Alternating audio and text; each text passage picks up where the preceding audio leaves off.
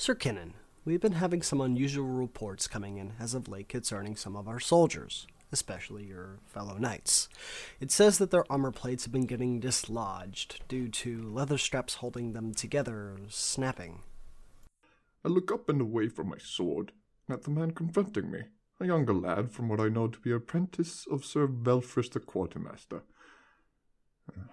Realizing that I don't know his name, I promptly ask, "What's your name, young man?" The man looked almost confused before answering. Well, my name is Trueman. "Well, Trueman, I have a hunch to why you came to report to me instead of Sir Velfris," I say promptly as I stand to face Trueman. I look at him waiting for a response. He craned his neck upwards a bit and took a while to respond. Afterwards, he quickly clears his throat. Well, yes, it was also reported that these, wardrobe failures happened either during or after training sessions, with you specifically. I smile at that, just as I suspected. Well, Trueman, I don't know what else to say except the armor's just too flimsy to handle my mighty blows. Even when only using training equipment, my skill is just overwhelming. I boast a little too loudly, to be honest. Trueman looked unimpressed, though. After a few moments of silence, he pointed with his quill at the top of my head.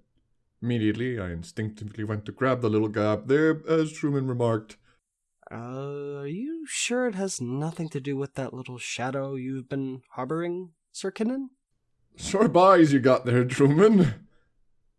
I took an effort to not look flustered, but I've never been praised for my acting skills. Picking up the little shadow he mentioned and brought it down to eye level.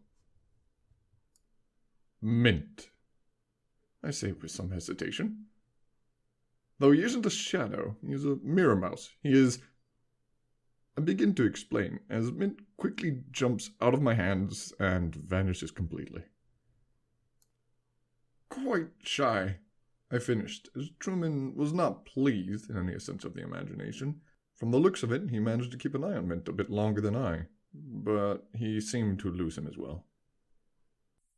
A mirror mouse. His eyes darkened, almost as if all respect for me had faded from them. Sir Kinnin, as a loyal knight of His Majesty, you surely aren't keeping a rodent as a pet, especially one who, if left unattended, may very well compromise our entire food stock.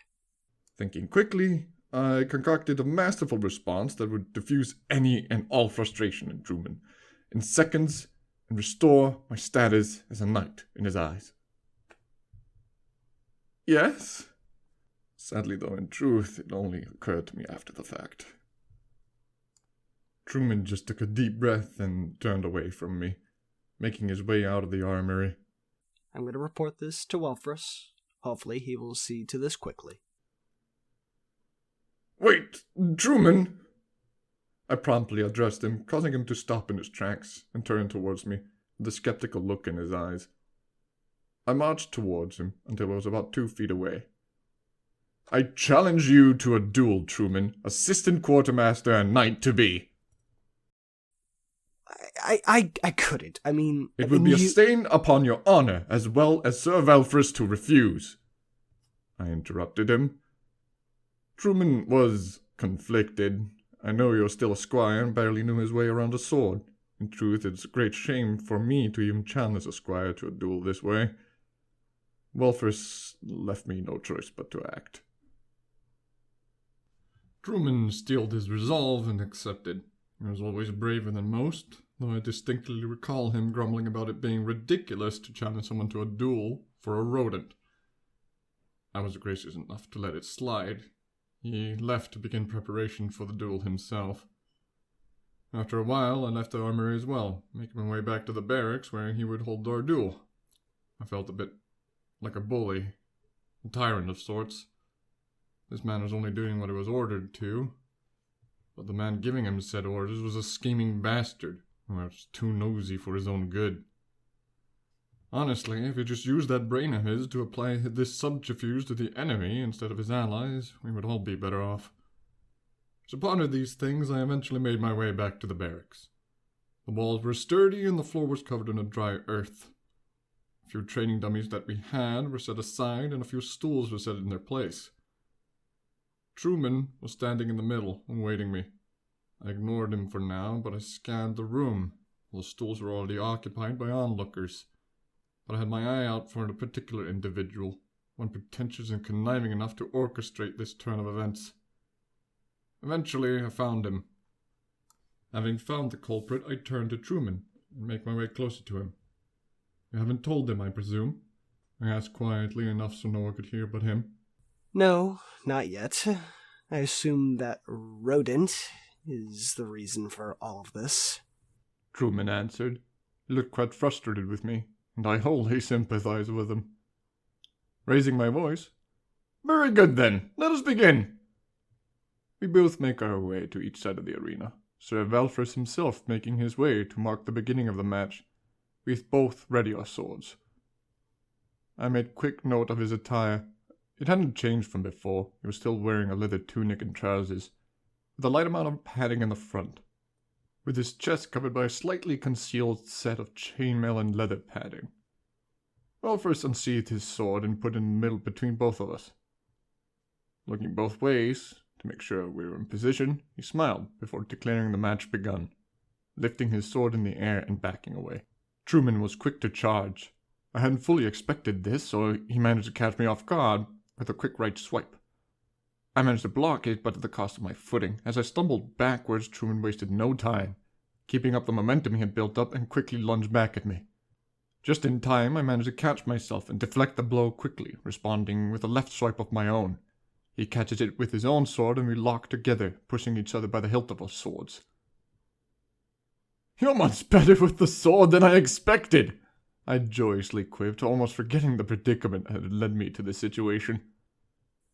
You aren't the only one with secrets, Sir Kinnin. Trueman scowled back. As he does, he quickly bends down and swipes his leg under me, throwing me down on the floor, knocking the wind out of me. As he stood up and readied his blade, he added, Setting rodents loose in the barracks to tamper with equipment?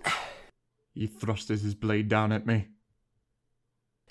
That's not very knightly of you, Sir Kinnin! I managed to roll out of the way, planning on commenting how he was fighting. Wasn't very knightly either, but focusing on getting up, I quickly sit up and elbowed Trueman in the back of the knee. Not very knightly either, but it was a free-for-all now. I threw him off balance, buying me enough time to stand up and face him. This set isn't from the barracks, though, sir. Trueman commented with a smirk on his face. I would never do such a thing. I shot back at him, charging at him. I attempt an upward slash. He handily pushes my blade to the side with his own, though getting thrown back a few inches. You not only question my integrity as a knight, but the validity of my skill as well. I continue following my strike. I quickly spin around, forcing him to attempt to block my strike again, pushing him even further back. I keep up these chain of attacks, even though I begin to feel my arms screaming at me to stop. I keep going until Trueman is pinned against the wall, off of which a small shadow creeps down and onto Trueman. My strength is not only my own. I fight for the good of this kingdom. I fight for the good of the ones I love. I was starting to monologue, and while doing so I attempted to keep the flurry of blows going, but Trueman had enough, blocking my downward slash, kicking me in my gut, pushing me back. You sure do like boasting, don't you, Sir Kinnin? Trueman spat at me. But you need to be able to back it up! Trueman lunged forward, but as he did, the padding on his chest fell to the floor. That's why I got help, I say with a smirk, kicking Trueman in his sternum, sending him groaning to the floor. I quickly walked up to him, pointing my sword at his throat. That was a good bout, Trueman, but now it's over. As I pulled my sword back, I thrusted my hand towards him to help him up. Trueman sighs, then took it, and taking the opportunity to quickly make his way up my arm. Trueman, seeing this, is surprised for a second before asking, How did you train that thing? I simply looked at him and said, I didn't. We're just good friends.